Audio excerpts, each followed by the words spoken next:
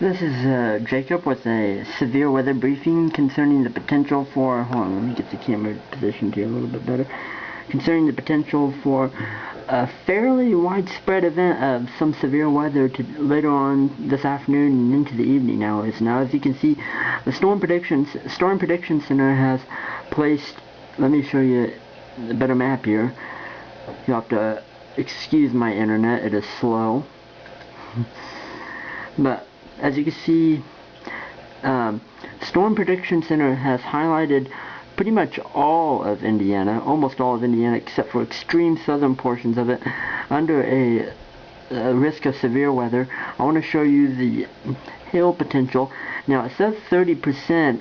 This red area is 30%, but that means 30% within a 25 miles. So a 30% chance of large hail within within a 25 mile radius.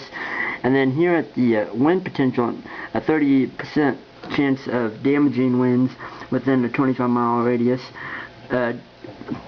Tornado potential not too high, only about a 2% within 25 mile radius, about a 5% of an isolated tornado a little bit further north, northern portions of Indiana, a little later on in the afternoon.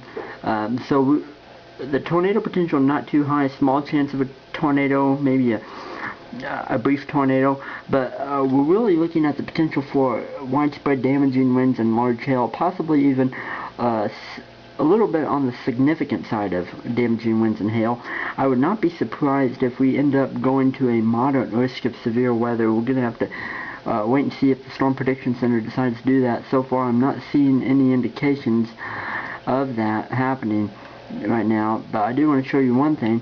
That is the CAPE. The CAPE is convective available potential energy that's in place, basically instability that's in place to support severe weather.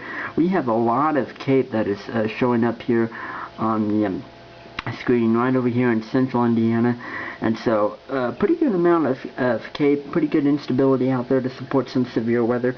And so you want to stay tuned, keep in touch here to Facebook with the Terrell Severe Storm Center, and as well as the local media and the National Weather Service for the latest severe weather information. Would not be surprised if we saw a watch box come out later on here in the day. So we'll just have to watch things closely.